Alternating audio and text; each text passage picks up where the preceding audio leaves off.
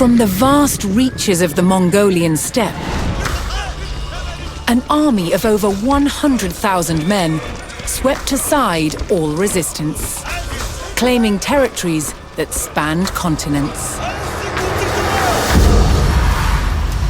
Their leader, Genghis Khan, proclaimed his life's ambition was to unite the world under one empire. Having conquered the East, the Mongols turned their attention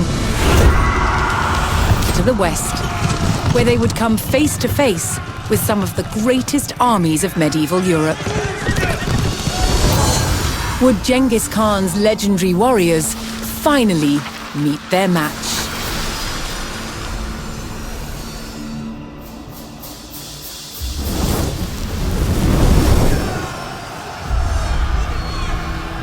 By 1221, the Mongols had taken cities throughout Asia, generating vast amounts of tribute from those they conquered.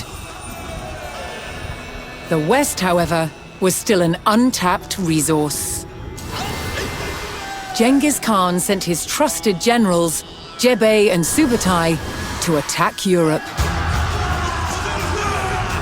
With an army of 20,000, Jebei and Subutai took the West by surprise, raiding cities and destroying armies.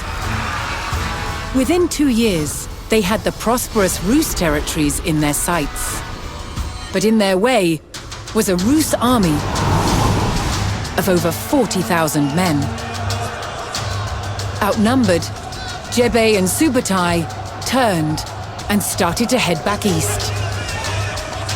The Rus sensed an easy victory and set off in pursuit of their retreating enemies. For 8 days, the fast-moving Mongols stayed just out of reach. Then, Jebei and Subutai set their trap.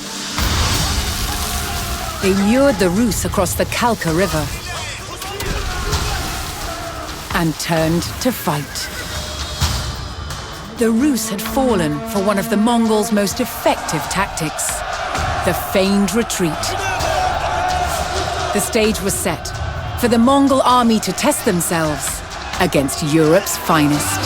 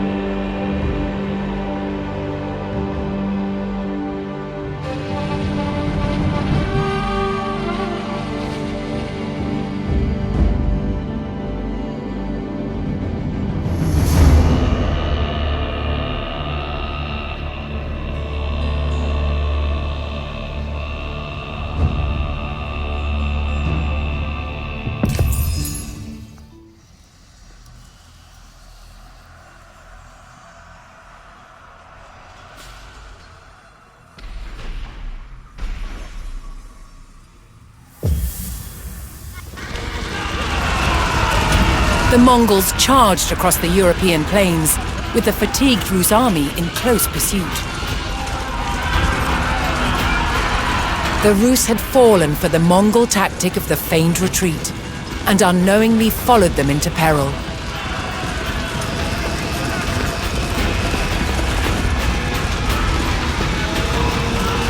The Mongol general sprung his trap on the enemy scouts.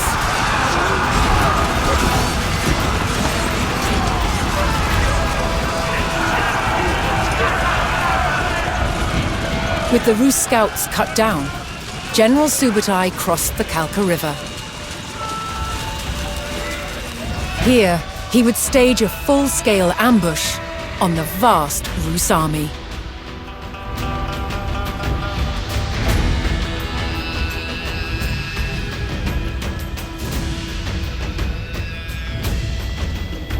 Subutai directed his warriors to split up and lie in wait for the enemy.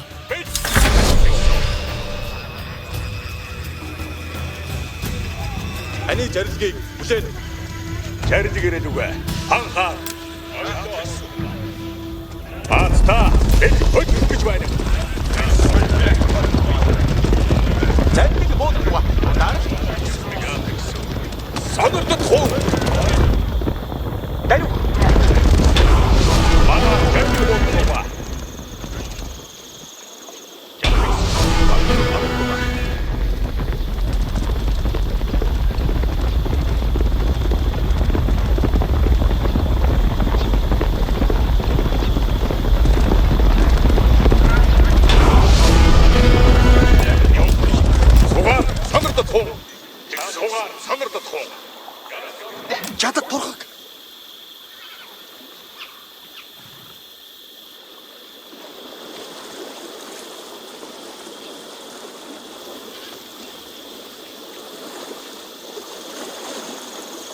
For Subutai's strategy to be effective, he needed to spring his trap before the Rus recovered from their long pursuit.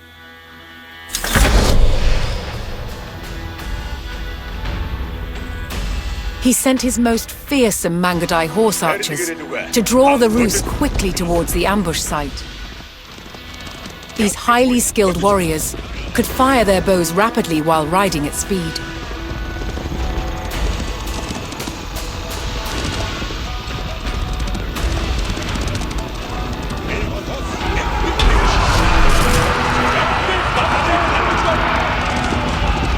The Mongol provocation was effective, and the Rus hastily pursued.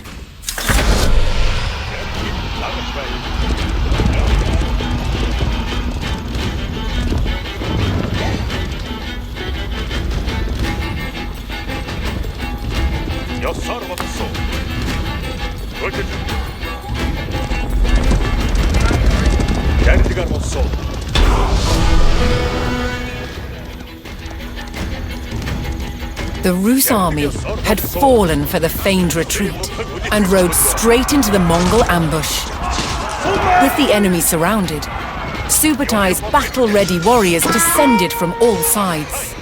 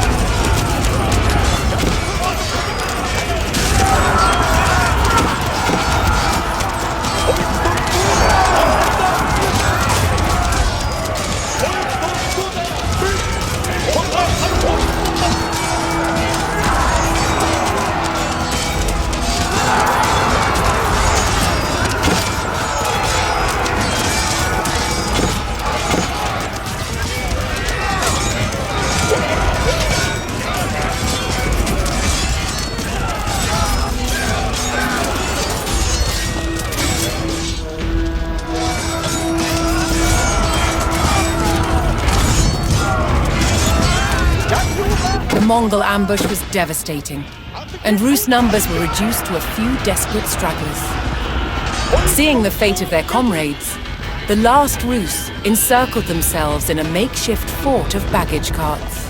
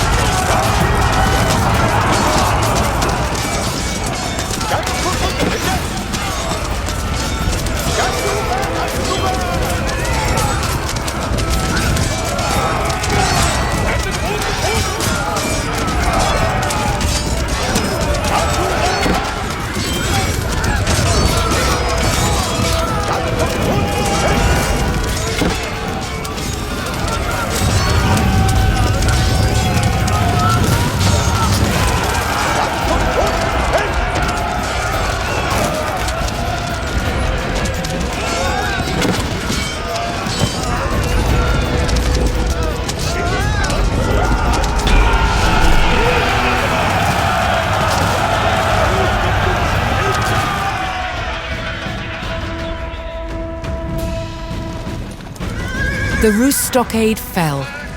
Despite a valiant last stand, the remnants of the Rus army were cut down.